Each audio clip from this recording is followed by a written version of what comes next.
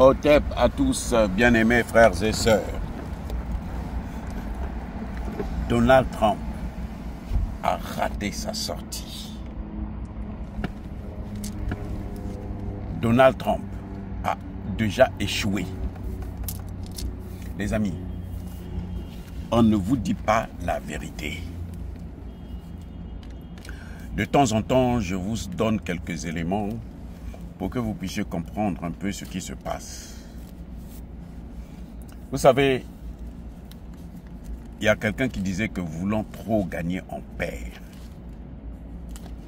Personne n'a demandé à l'Amérique d'être le président, l'État qui dirige les autres États du monde. Personne ne lui a donné ce pouvoir.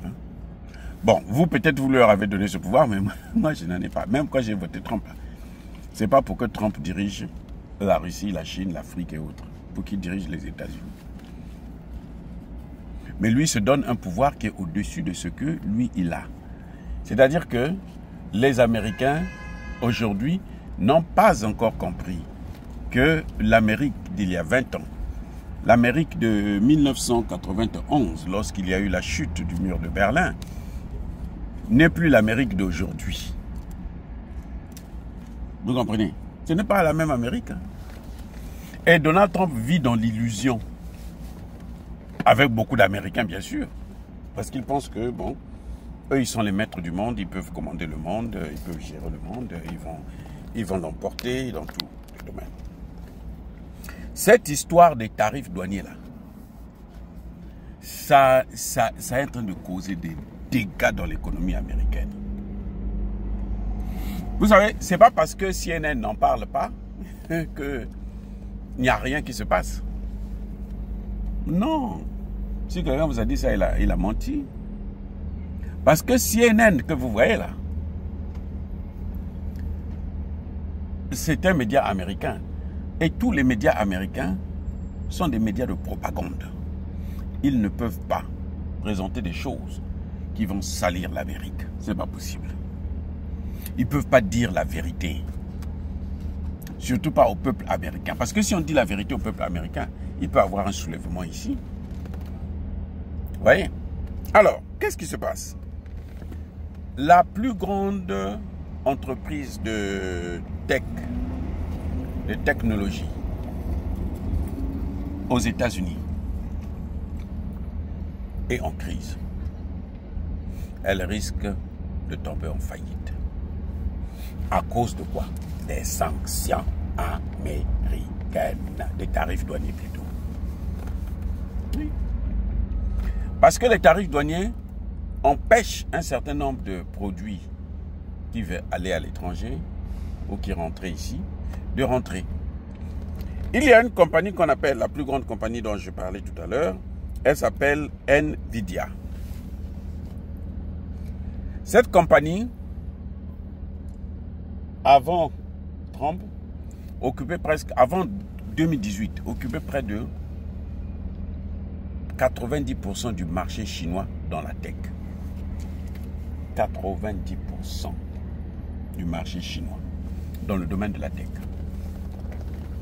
En 2018, avec les sanctions, les tarifs que Trump avait imposés au monde entier, donc je disais que cette compagnie occupait 90% du marché chinois. 90%. C'était aujourd'hui, cette compagnie occupe actuellement à peine 50% du marché chinois. Alors, les autres 50% là sont partis où? Qui a ça? Les amis, qui a pris cette part de marché? 50% de part de marché. Qui a pris ça? Ben, c'est pas moi. En tout cas, c'est pas le Congo. Parce que le Congo, le gouvernement congolais ne sait même pas ce que c'est qu'un semi-conducteur. Non, ils ne savent pas. Si vous n'utilisez pas, vous ne pouvez pas savoir ça. Vous voyez? Nous ici, là, on connaît ça parce que nous utilisons ça, nous vivons de ça, des semi-conducteurs.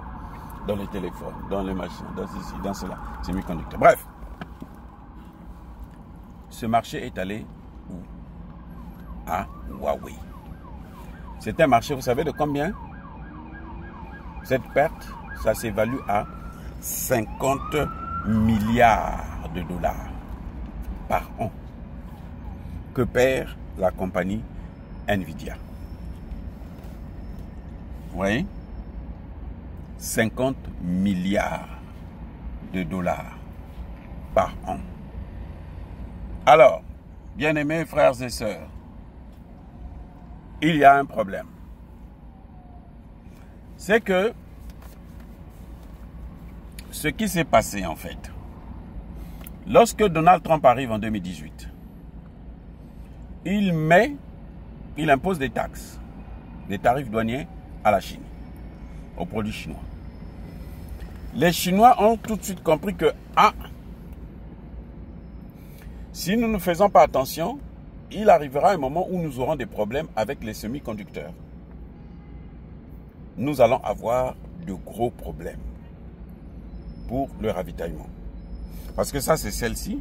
Mais lorsque les alliés de l'Amérique aussi vont faire la même chose, lorsque Taïwan va faire la même chose, ainsi de suite, qu'est-ce qui va se passer? Donc, conclusion, il faut que nous puissions fabriquer nos propres semi-conducteurs. C'est à partir de là que la Chine a investi des milliards et des milliards, des centaines de milliards pour développer une chaîne de production des semi-conducteurs. Toute une chaîne. Les Chinois aujourd'hui vont jusqu'à combien? 3 nanos, 5 nanos. Oui. C'est-à-dire que les semi-conducteurs, ceux qui veulent bien comprendre, pour vous donner juste une image, vous voyez le grain de sable, non? Le semi-conducteur est le plus petit que le grain de sable. Semi-conducteur. Donc vous entendez parler, semi-conducteur, c'est plus petit que le grain de sable. Et les Chinois ont tellement investi que quand Trump revient pour la deuxième fois, les Chinois sont prêts à faire la guerre. C'est pour ça que... Mais Xi Jinping ne s'inquiète pas, il est tranquille, il est calme. C'est comme les Russes. Les Russes avaient fait ça avec les Américains et les Européens dans le domaine des céréales. Vous savez, avant 2014, les Russes, là, pour manger les céréales, il fallait qu'ils aillent aux États-Unis, qu'ils achètent aux États-Unis, qu'ils achètent en Europe. Aujourd'hui, ce sont eux qui fournissent. En 2014, lorsqu'ils ont pris les premières sanctions, la Russie s'est rendue compte, mais attendez, moi j'ai les terres, j'ai tout. Pourquoi ne pas produire? C'est ce que fait le Burkina Faso. Le Burkina Faso est en train de produire ce qu'il va manger.